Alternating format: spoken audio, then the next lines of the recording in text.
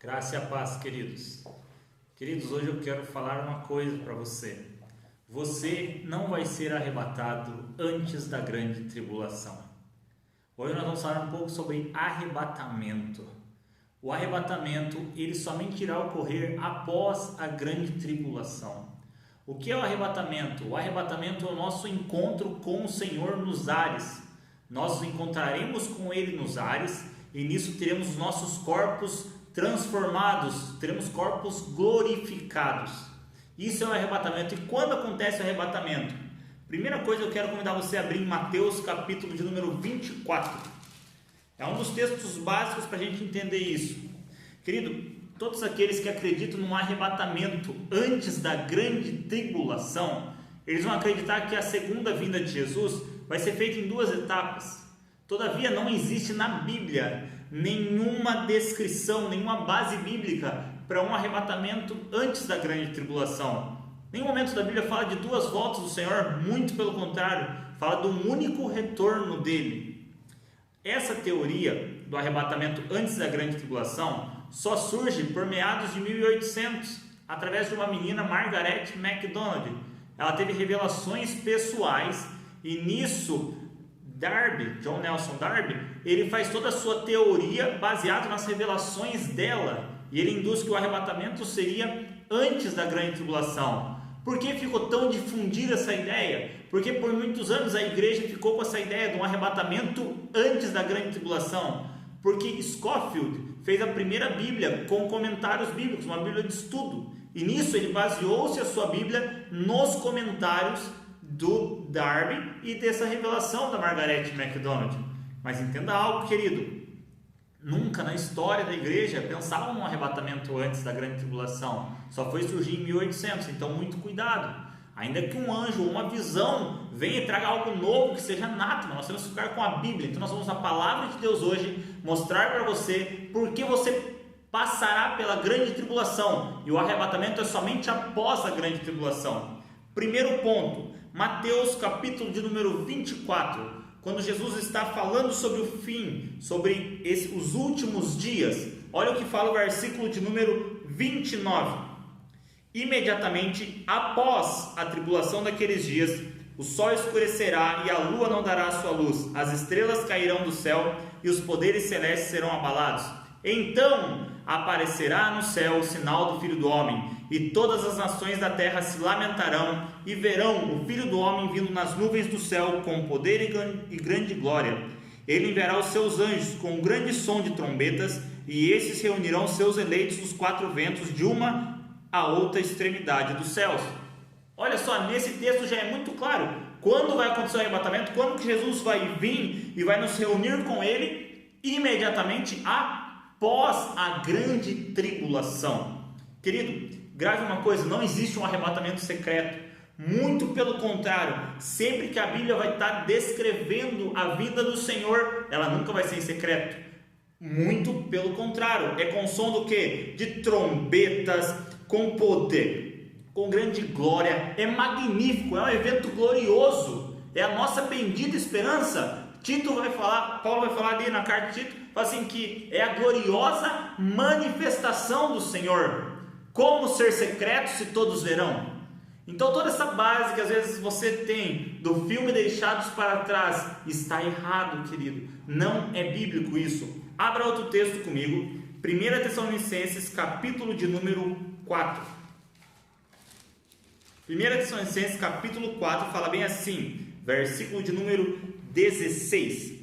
Pois dada a ordem com a voz do arcanjo e o ressoar da trombeta de Deus, o próprio Senhor descerá dos céus, e os mortos em Cristo ressuscitarão primeiro. Depois nós que estivermos vivos, seremos arrebatados com Ele nas nuvens, para o encontro com o Senhor nos ares, e assim estaremos com o Senhor para sempre. Entenda algo, é um som de trombeta. Como vai tocar uma trombeta e vai ser secreto? Muito pelo contrário. E o que vai acontecer? Os mortos ressuscitam primeiro, e depois nós, se estivermos vivos, seremos arrebatados com Ele. E Jesus explica em Mateus 24 que é o que? Após a grande tribulação. Outro ponto que eu quero que você abra 2 Tessalonicenses capítulo 2, versículo 1 e 4. para que a gente tenha muita clareza nesses textos. Aqui Paulo vai explicar claramente sobre a nossa reunião com Ele. O que é a nossa reunião com Ele? O arrebatamento, nosso encontro com o Senhor dos Ares. Olha o que Paulo fala no versículo de número 1.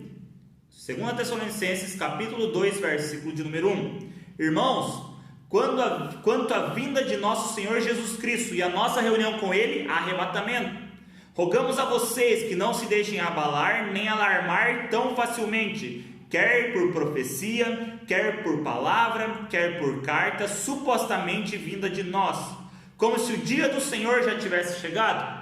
Versículo 3, não deixe que ninguém os engane de modo algum. Grifa na sua Bíblia agora essa parte.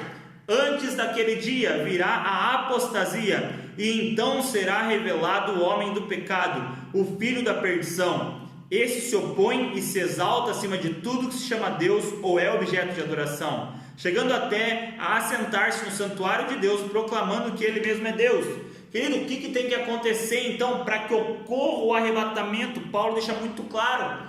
Antes que esse dia aconteça, a nossa reunião com o Senhor, vai ter que haver a apostasia e a manifestação do filho da perdição, o homem do pecado, a manifestação do anticristo. E você entenda que no versículo 1, Paulo ainda fala muito claro: não quero que vocês, se deixem abalar nem alarmar, que vocês não sejam enganados. É necessário acontecer duas coisas: revelação do anticristo. Quando o anticristo se revela? Na grande tribulação. Aqui Paulo está usando aí o que Jesus fala lá em Mateus 24 e o que Daniel fala no livro de Daniel, a abominação da desolação. Somente após esses eventos é que Jesus vem, nós encontramos com Ele nos ares. Querido, e o que acontece, o que é importante a gente falar também, a Bíblia, ela descreve a primeira ressurreição e a segunda ressurreição. Ou seja, se você for para Apocalipse, vai estar falando da primeira ressurreição e da segunda ressurreição. A primeira ressurreição, bem-aventurado, bendito aquele que participa da primeira ressurreição. Agora, quem participa da segunda ressurreição, o que é? É dos ímpios. A primeira ressurreição é dos santos. E existe apenas uma ressurreição dos mortos. Aqueles que acreditam num arrebatamento pré-tribulacionista, antes da grande tribulação, eles têm que haver uma ressurreição antes da grande tribulação, e depois, no final da grande tribulação, tem que ter outra ressurreição. Teriam que ter duas. A Bíblia não descreve apenas uma ressurreição. Abre 1 Tessalonicenses, capítulo 4, versículo 16 e 17. A gente já leu esse texto, mas eu vou ler de novo. Pois dada a ordem com a voz do arcanjo, o ressoar da trombeta de Deus, o próprio Senhor descerá dos céus, e os mortos em Cristo ressuscitarão primeiro. Ou seja, é apenas uma única ressurreição, ocorrendo após a grande tribulação. E essa trombeta que ele está falando aqui, ele está falando com uma voz, o soar da trombeta. Que trombeta é essa? Vamos para 1 Coríntios, capítulo de número 15. 1 Coríntios, capítulo de número 15, versículos 51 ao 52. Olha o que Paulo fala: eis que eu lhes digo um mistério, nem todos dormiremos, mas todos seremos transformados num abrir e fechar de olhos, ao som da última trombeta. Querido, não é a primeira trombeta, é a última trombeta. E qual é essa última trombeta? Apocalipse capítulo 11, do 15 ao 18 vai falar. É a última trombeta, a trombeta do retorno de Jesus. Quando ocorre essa última trombeta? No final da grande tribulação. Então, querido, não é antes. Paulo deixa muito claro que os mortos vão ser ressuscitados ao som da última trombeta. Vai ocorrer o arrebatamento. Isso eu quero deixar bem claro para você. Deixa eu falar uma coisa para você. Jesus não virá num piscar de olhar.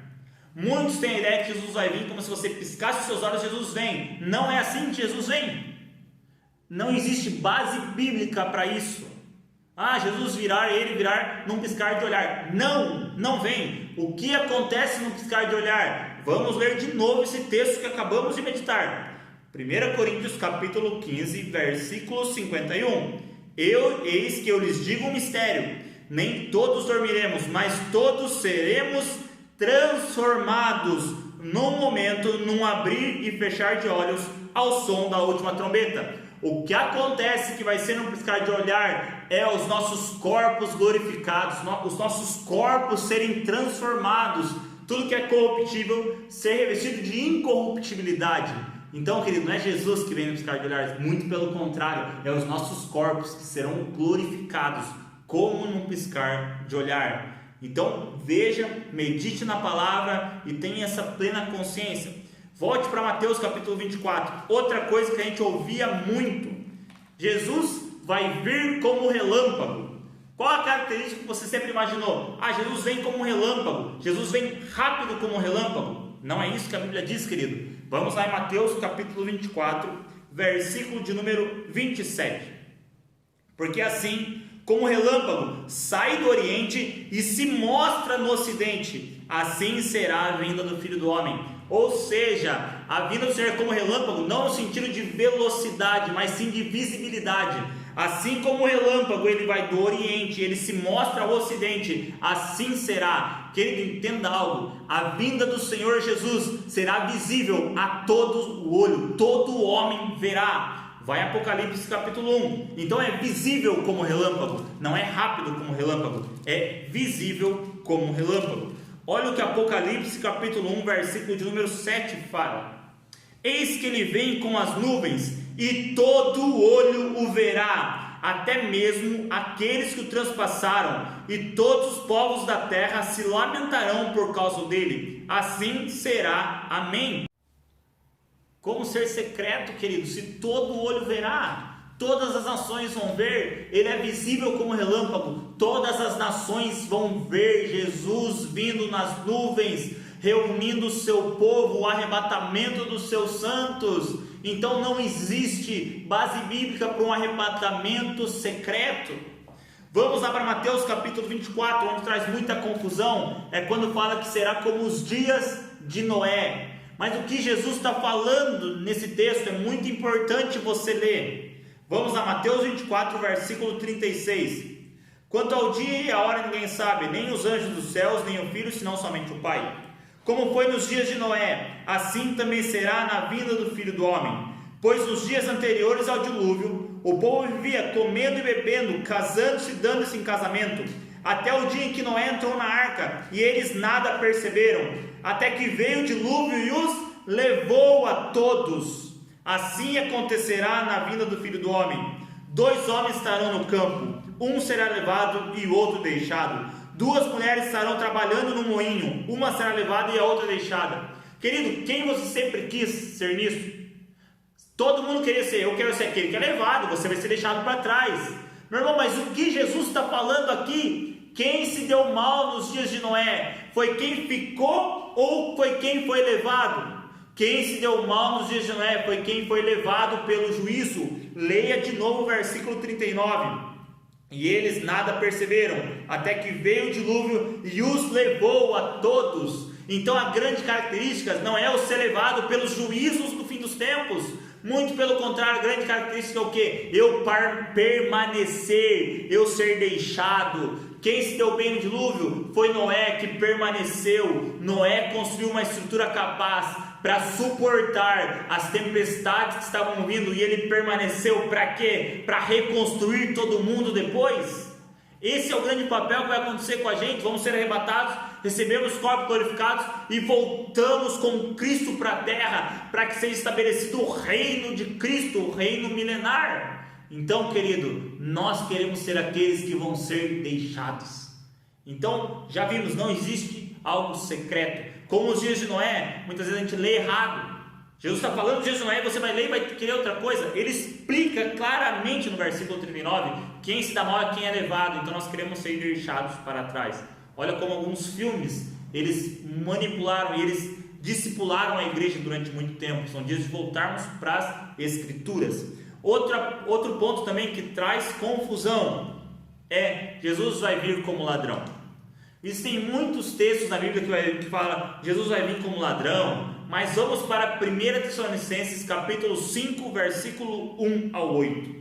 Querido, de verdade, o dia do Senhor vai vir como ladrão? Sim. Para quem? Para quem não está pronto e preparado.